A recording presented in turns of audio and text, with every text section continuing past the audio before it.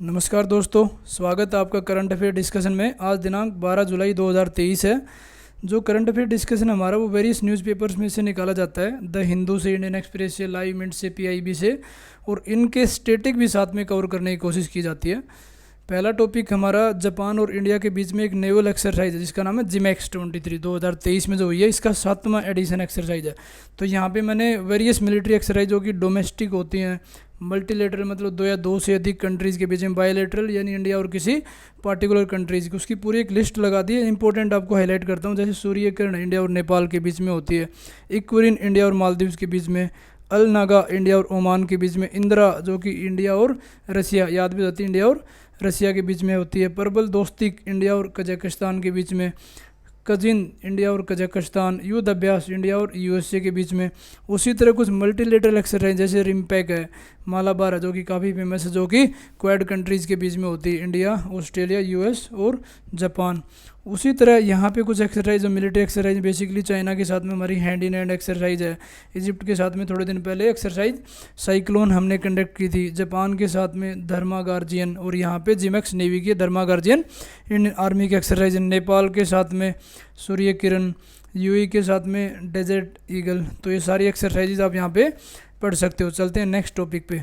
Next topic basically GST council ने कुछ online gaming के ऊपर टैक्स 28% रखा और बाकी कुछ एक एग्जेम्प्ट भी दिए। बेसिकली जीएसटी काउंसिल की बेसिक की बात करें तो जीएसटी काउंसिल एक कॉन्स्टिट्यूशनल बॉडी है, 279A में आती है हमारे, और यहाँ पे जो वोटिंग होती है 1/3 होती है यूनियन की एंड 2/3 होती है स्टेट्स की, और जब भी कोई डिसीजन लेना पड़ता है तो उसमें 3/4 मेजोरिटी होनी चाहिए, और ये कंकरेंट लिस्ट में आती है taxation power. Otherwise taxation power only state list में और यूनियन लिस्ट में थी पहले। तो बेसिकली इन्होंने क्या किया, जो एसयूईज पे है इनके ऊपर टैक्स बढ़ाया, लेकिन काफ़ी चीज़ों पे कम कर दिया। जैसे बेसिकली काफ़ी न्यूज़ में था कि कैंसर की जो और रेयर डिजीज जो आइटम आते हैं बाहर से, इंपोर्टेड मेडिसिन है, उसके ट्रीटमेंट के लिए उसको एग्जेम्प्ट कर दिया अभी ड्रग्स, ये अपना जीएसटी टैक्स लगाने के लिए। लेकिन ऑनलाइन गेमिंग जो काफ़ी न्यूज़ में थी, बेसिकली दो तरह के गेम होते हैं इसमें, गेम ऑफ चांस और गेम ऑफ स्किल। तो इनिशियल में था कि गेम ऑफ चांस पे सिर्फ टैक्स लगाएंगे, गेम ऑफ स्किल पे नहीं लगाएंगे, बट अब गवर्नमेंट ने दोनों पे डिसाइड किया और दोनों पे 28% की लेवी की है। यही इसमें न्यूज़ थी। आपके एग्जाम में कई बार डायरेक्ट क्वेश्चन आता है कि online gaming under which slab of the GST tax. Next article, centre basically ये प्लेस ऑफ वर्शिप एक्ट, ये काफ़ी न्यूज़ में है। सुप्रीम कोर्ट ने यूनियन गवर्नमेंट को डायरेक्शन दी कि आप बार बार एडजोर्नमेंट को फॉलो मत कीजिए और आप इस पर क्लैरिटी दीजिए कि प्लेस ऑफ वर्शिप एक्ट पे क्या स्टैंड है। तो इसकी कुछ बेसिक की बात करते हैं। Place of worship act basically वो एक्ट है कि प्रोहिबिट करता है, फॉर एग्जांपल कोई टेंपल या कोई मस्जिद जो 15 अगस्त 1947 को उसका जो स्टेटस था वही रहेगा, उसको चेंज नहीं करेंगे, और उसका जो रिलीजियस कैरेक्टर है उसको मेंटेन किया जाएगा। लेकिन इसने कुछ साइट्स को एग्जेम्प्ट किया हुआ। सबसे पहले तो जो अयोध्या मंदिर का आपने नाम सुना है, उसको क्योंकि डिस्प्यूटेड साइट थी उसको इससे एग्जेम्पशन किया। सेकंड बोला कि कोई प्लेस ऑफ वर्शिप जो कि एंसेंट एंड हिस्टोरिकल मोन्यूमेंट है, और जो ancient monument and archaeological site and remains act 1958 में अगर उसका मेंशन है तो भी उसको एग्जेम्प्ट किया जाएगा। जिसमें कोई सूट डाला सुप्रीम कोर्ट या हाई कोर्ट में, वो फाइनली सेटल्ड हो गया और डिस्पोज कर दिया, उसको भी एग्जेम्प्ट किया गया है। और कोई भी अगर डिस्प्यूट चल रहा है पार्टियों के बीच में प्लेस ऑफ वर्शिप में, तो भी उसको एग्जेम्प्ट किया जाता है यहाँ पे। इसमें कुछ पेनल्टी के प्रोविजन, अगर कोई वायलेट करता है तो उसमें मैक्सिमम 3 साल की सज़ा का भी प्रावधान है। नेक्स्ट आर्टिकल पे चलते हैं। सुप्रीम कोर्ट ने बेसिकली सेंटर को बोला है कि इलेक्शन कमीशन को डीलिमिटेशन एक्सरसाइज अरुणाचल प्रदेश में जो नहीं हो रही है उसके ऊपर बात की। बेसिकली भाई सुप्रीम कोर्ट ने प्राइमा फेसी मतलब खुद से ही ये बताया इलेक्शन कमीशन की, मैं आपकी बात से डिसएग्री हूँ कि आप 4 स्टेट जो है मणिपुर, असम, नागालैंड और अरुणाचल प्रदेश में आपको सेंटर की अथराइजेशन क्यों चाहिए यहाँ पे डिलिमिटेशन करने के लिए, क्योंकि इलेक्शन कमीशन ऑफ इंडिया को अथराइजेशन की ज़रूरत नहीं है। चीफ जस्टिस ऑफ इंडिया की स्टेटमेंट है, क्योंकि अदर स्टेट में आपने सुना होगा कि डिलिमिटेशन कमीशन वहाँ पे कंडक्ट करता है डिलिमिटेशन एक्सरसाइज, तो यहाँ पे आपको क्यों चाहिए। तो इसके कुछ बेसिक में जाते हैं कि section 8 representation of people act, एक होता है रिप्रेजेंटेशन ऑफ पीपल एक्ट 1950 और एक होता है representation of people act 1951। Basically actual conduct of election में आता है, एंड 50 में डिलिमिटेशन हो गया, वोटर्स वाला हो गया, ये सब चीज़ें 1950 में आती हैं। तो इसमें बेसिकली लिखा है कि लोकसभा और जो असेंबली होती है कॉन्स्टिट्यूंसी इन 4 स्टेट के, अरुणाचल प्रदेश की, असम की, मणिपुर, नागालैंड की, इनका जो भी डिलिमिटेशन की जाएगी वो इलेक्शन कमीशन ऑफ इंडिया के द्वारा की जाएगी और बाकी की अपने डिलिमिटेशन कमीशन करता है। तो अब इसकी बेसिक से बात करते हैं, डिलिमिटेशन कमीशन है क्या। बेसिकली डिलिमिटेशन का मतलब ये होता है कि जो fixing the limits and boundary, जो टेरिटोरियल कॉन्स्टिट्यूंसी है, लोकसभा और लेजिस्लेटिव असेंबली के इलेक्शन से पहले कंट्री को डिवाइड किया जाता है टेरिटोरियल कॉन्स्टिट्यूंसीज में। फॉर एग्जांपल हमारी 545 सीट्स हैं, मैक्सिमम 552 हैं लोकसभा की, तो इतनी टेरिटोरियल कॉन्स्टिट्यूंसी कंट्री में डिवाइड की जाएंगी, तो उसको बोलते हैं डिलिमिटेशन एक्सरसाइज। और ये बेसिकली जो एक्सरसाइज होती है डिलिमिटेशन कमीशन जो करता है, वो एग्जीक्यूटिव का इसके ऊपर कोई इन्फ्लुएंस नहीं होता, मतलब ये इंडिपेंडेंट एंटिटी है। और कॉन्स्टिट्यूशन ने भी मैंडेट किया है कि जो इसके ऑर्डर्स होंगे वो फाइनल होंगे, और इवन इसके ऑर्डर को कोर्ट में भी क्वेश्चन नहीं किया जा सकता। ये डायरेक्ट स्टेटमेंट आ सकती है आप में कि कोर्ट में इसको क्वेश्चन किया जा सकता नहीं। और जब भी डिलिमिटेशन एक्सरसाइज जो ऑर्डर ये डिलिमिटेशन कमीशन प्लेस करता है लोकसभा में या स्टेट की लेजिस्लेटिव असेंबली में, तो उसका कोई मॉडिफिकेशन नहीं होगा। अब इसकी ज़रूरत क्यों है? सबसे पहले तो क्योंकि इक्वल रिप्रेजेंटेशन मिले जितने भी पॉपुलेशन है, क्योंकि जब भी पॉपुलेशन बढ़ती है तो डिलिमिटेशन की ज़रूरत पड़ती है। सेकंड होता है fair division of the geographical area, ताकि ऐसा ना हो कि एक पॉलिटिकल पार्टी जिसका वर्चस्व किसी जगह ज़्यादा है, तो उसके कारण अगर प्रॉपर डिलिमिटेशन नहीं होगा तो उसको एडवांटेज मिलेगा। तो उसको फेयर लेवल प्लेइंग फील्ड करने के लिए एक फेयर डिवीजन किया जाता है, और ये प्रिंसिपल फॉलो किया जाता है, 1 वोट 1 वैल्यू। अब इसके कंपोजिशन की बात करते हैं कि डिलिमिटेशन कमीशन जो अपॉइंट किया जाता है प्रेसिडेंट के द्वारा, ये इलेक्शन कमीशन ऑफ इंडिया के कोलैबोरेशन में किया जाता है, जिसमें 3 मेंबर होते हैं। कितने? 3 मेंबर। रिटायर्ड सुप्रीम कोर्ट जज, चीफ इलेक्शन कमिश्नर, और जिस भी स्टेट में होना है उसके रेस्पेक्टिव स्टेट इलेक्शन कमिश्नर होते हैं। Chief election commissioner basically article में जो इलेक्शन कमीशन का है 324 आर्टिकल के तहत इनको अपॉइंट किया जाता है। अब प्रोसेस क्या है जो पहले हुआ है, आर्टिकल 82 बात करता है जब पार्लियामेंट डिलिमिटेशन एक्ट बनाता है हर एक सेंसस के बाद। जैसे सेंसस होता है 10 साल में, तो ये 10 साल में होना चाहिए। और सेम आर्टिकल 170 में स्टेट्स को जब डिवाइड किया जाता है टेरिटोरियल कॉन्स्टिट्यूंसी में और डिलिमिटेशन एक्ट के हिसाब से हर एक सेंसस के बाद में, तो ये दोनों आर्टिकल में इस चीज़ का मेंशन है। और बेसिकली ये कि फर्स्ट वाली एक्सरसाइज हुई थी 1950s में, और अभी तक टोटल सिर्फ 4 बार डिलिमिटेशन एक्सरसाइज हुई है, उसके बाद में कोई एक्सरसाइज नहीं हुई। तो अभी भी 1971 के बेस्ड पर हमारी लोकसभा की सीट्स हैं। चलते हैं आगे। Next article basically multi dimensional poverty index है, जो कि UNDP के द्वारा रिलीज़ किया जाता है। बहुत अच्छी खबर है कि इंडिया ने 415 million people out of poverty किए हैं पिछले 15 साल में, 2005-6 से लेकर 2019-20। ये आपके प्री में डायरेक्ट क्वेश्चन आता है कि मल्टी डायमेंशनल पॉवर्टी इंडेक्स किसके द्वारा रिलीज़ किया जाता है, तो UNDP, और साथ में कौन है? Oxford poverty and human development initiative OPHI and the university of the Oxford. और मेंस में आप यूज़ कर सकते हो इस डाटा को कि 415 मिलियन जो कि स्टेट्स और इन्होंने जितनी रेस्पॉन्सिबिलिटी ली है पॉवर्टी और हैंगर को दूर करने के लिए। और इसमें बेसिकली 3 इसके होते हैं, एक होता है हेल्थ, एक होता है एजुकेशन, और एक लिविंग स्टैंडर्ड। इसको आप हेल्थ से याद रख सकते हो। और इसी के अंदर में डायमेंशन अलग होती है, टोटल फिर इसकी 12 डायमेंशन हो जाती है। हर एक का वेटेज है, 1/6 है, किसी 112 है, ऐसे करके हर एक डायमेंशन के अंदर में वो क्रॉस होना चाहिए। यहाँ पे देखो कि जो पुअर थे, डिप्राइव्ड ऑफ द कुकिंग, ये 52% से घट के यहाँ पे 50% आ गए। उसी तरह हर जगह इंप्रूवमेंट दिखा है हमने मल्टी डायमेंशनल पॉवर्टी में। और इंडिया में जो कि न्यूट्रिशन इंडिकेटर थे, ये काफ़ी अच्छे इम्प्रूव हो गए हैं।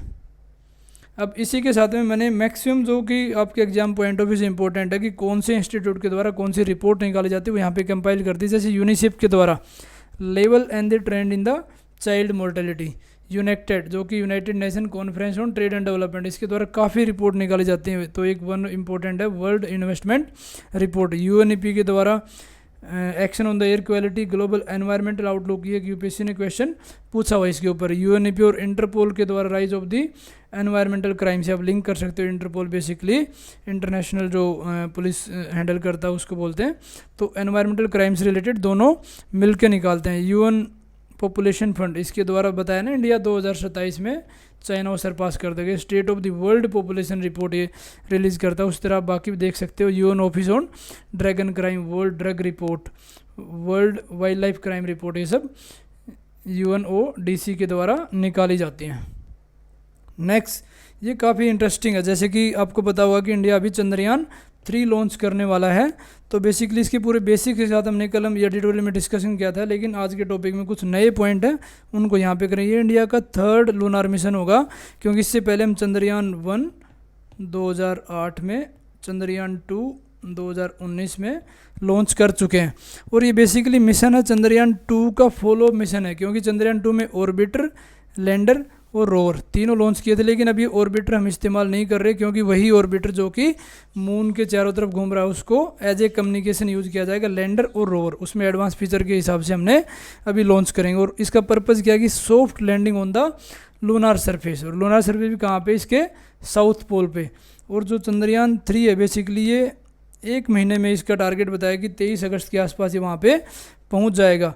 और जो साइट चूज़ की है वो south pole of the moon है, जो लैटिट्यूड 70 डिग्री। इसके कुछ बेसिक फैक्ट और बताता हूँ। इससे पहले जो नासा ने सर्वे 7 लॉन्च किया था वो 40 डिग्री पे था। जैसे आप ये मान लो कि ये मून है, ये इसका इक्वेटर है, यहाँ 0 डिग्री है, ये इसका 40 डिग्री यहाँ पे इन्होंने नासा ने सर्वेयर 7 लॉन्च किया था। उसके बाद 45 डिग्री पे चंगई 4, जो कि आपने चाइना का सुना होगा, साउथ पोल पे यहाँ ने उन्होंने लैंडिंग किया। लेकिन जो इंडिया का होगा ये आप देख सकते हो कि 70 डिग्री, मतलब ये एक्सट्रीम फार साउथ की तरफ लॉन्च किया जाएगा। अब इसमें क्वेश्चन आता है कि अभी तक कोई भी स्पेसक्राफ्ट साउथ पोल के नियर में लैंडिंग क्यों नहीं हो पाई। तो सबसे बड़ा है कि मतलब इक्वेटर, जो लूनार की इक्वेटर है, जो ये वाला पोर्शन है, यहाँ पे बहुत ही आसान है, क्योंकि यहाँ पे कंडीसिव एनवायरनमेंट है, सस्टेनेबल ऑपरेशन है, इक्विपमेंट को मेंटेन करने के लिए कोई दिक्कत नहीं पड़ती, काफ़ी सरफेस एरिया बहुत स्मूथ है कि वहाँ पे लैंडिंग आराम से हो सकती है। और स्लोप्स नहीं है, ज़्यादा क्रेटर नहीं है, इसलिए वहाँ पे दिक्कत नहीं है। और वन मोस्ट इंपॉर्टेंट पॉइंट वहाँ पे सनलाइट है। सनलाइट का क्या फ़ायदा होता है, जब भी कोई आप स्पेसक्राफ्ट वहाँ पे लॉन्च करोगे तो उसको डायरेक्ट पावर चाहिए। और पावर सोर्स को फॉर एग्जांपल आपने सोलर पावर से उसको स्टार्ट किया तो वहाँ पे सनलाइट से उसको कंटिन्यूसली पावर मिल जाएगी, क्योंकि इसका थोड़ा सा फेस अर्थ की तरफ फेस करता है, तो उसको लाइट मिलती रहती है। जो बेसिकली पोलर रीजन है मून का, जो कि साउथ में है, वो काफ़ी डिफ़िकल्ट है। उसकी टेरेन बाग काफ़ी वो है जहाँ पे बहुत ज़्यादा मतलब कम टेम्परेचर है कि -280 और 300 के आसपास उसका डिग्री सेल्सियस, जो कि हमारे अंटार्कटिका और पोल्स में रहता है। और वहाँ पे एब्सेंस ऑफ द सनलाइट है, और एक्सट्रीम टेम्परेचर के कारण वहाँ पे जो इक्विपमेंट भेजे जाते हैं उनको ऑपरेट करना काफ़ी मुश्किल हो जाता है। और डीप क्रेटर्स बहुत ज़्यादा है, मतलब कुछ सेंटीमीटर से लेकर 1000 ऑफ द किलोमीटर कोई भी आप लैंड करोगे, फॉर एग्जांपल आपका कोई रोवर लैंड होने वाला है तो उसको फिर लैंडिंग में उसके टूटने के चांस ज़्यादा हो जाते हैं। अब इंडिया क्या चाह रहा है, कल हमने डिस्कस किया था कि साउथ पोल के बारे में कुछ स्पेसिफिक चीज़ें हैं। सबसे पहले तो इसको एक्सप्लोर ठीक से नहीं किया गया है। सेकंड देखा जाए तो यहाँ पे सूरज की किरणें बहुत सालों से पड़ी नहीं है, तो यहाँ पे मतलब नई चीज़ें सीखने को मिलोगी, इनोवेशन होगी और कंट्री की रिसर्च एंड डेवलपमेंट में प्रोग्रेस होगी। उसके बाद में यहाँ पे वाटर सोर्सेज के बारे में बताया कि यहाँ पे आइस काफ़ी मतलब फ्रोजन स्टेट में है, और काफ़ी तरह के मिनरल्स जो कल हमने डिस्कस किया था, मैग्नीशियम है, आयरन है, टाइटेनियम है, इस टाइप के मिनरल पाए जाते हैं कि उसको वहाँ पे अगर रिसर्च हो गया तो इंडिया को बहुत ज़्यादा फ़ायदा होगा। बट बेसिकली ये है कि ये जो बात कर रहे हैं हम कि साउथ पोल वहाँ पे लाइट क्यों नहीं पहुँची, इसके पीछे बहुत ही साइंटिफिक रीज़न है कि जैसे हमारी धरती है, इसका जो एक्सियल टिल्ट है वो 23.5 डिग्री है। ये अर्थ है, ये इसका एक्सियल टिल्ट मतलब ये 23.5 डिग्री है, लेकिन मून का सिर्फ 1.5 डिग्री। अगर एक्सियल टिल्ट ज़्यादा होता है तो मून के भी साउथ पोल पे सूर्य की किरणें आती। यही कारण है कि साउथ पोल पे सूर्य का प्रकाश नहीं आता। ये आपके प्री में डायरेक्ट इसका क्वेश्चन आ सकता है। और ये किससे पता किया गया, जो LRO लूनार रिकॉनेसेंस ऑर्बिटर जो यूएसए ने लॉन्च किया था, इसकी स्टडी, नासा की स्टडी के बाद में सब पता चला है। चलते हैं नेक्स्ट आर्टिकल की तरफ। नेक्स्ट आर्टिकल बेसिकली ये कूनो के बारे में आपने सुना, कूनो नेशनल पार्क जो कि मध्य प्रदेश में है। वहाँ साउथ अफ्रीका से कुछ हमने चीता रीइंट्रोडक्शन किया था। एक चीता रीइंट्रोडक्शन प्रोजेक्ट है गवर्नमेंट का, क्योंकि चीता हमारे कंट्री से एक्सटिंक्ट हो गए हैं। तो हम 5 बिग कैट्स, क्योंकि हमारे पास में टाइगर्स हैं, उसके बाद लायन है, लेपर्ड है, लेपर्ड में स्नो लेपर्ड है, वाइट लेपर्ड है, तो सारी वैरायटी हैं एक्सेप्ट ये चीता नहीं है, क्योंकि एक्सटिंक्ट हो गया था। तो उसको रीइंट्रोडक्शन के बाद में यहाँ पे एक्लिमेटाइज ठीक से नहीं हो पाया और उनकी कुछ डेथ हो गई। तो हम चीता के कुछ बेसिक फैक्ट डिस्कस करते हैं जो आपके क्वेश्चन के लिए बहुत ही इंपॉर्टेंट है। ये बेसिकली फास्टेस्ट है, कि धरती पे जो लैंड एनिमल है उसमें सबसे फास्टेस्ट चीता है, और इंडिया में 1952 में एक्सटिंक्ट हो गया था क्योंकि ब्रिटिशर्स यहाँ पे हंटिंग बहुत ज़्यादा करते थे। और ये flagship and the umbrella species है। फ्लैगशिप क्या होती है, बेसिकली जब भी कोई प्रोजेक्ट होता है तो किसी पार्टिकुलर स्पीसीज को बहुत ज़्यादा इंपॉर्टेंस दी जाती है।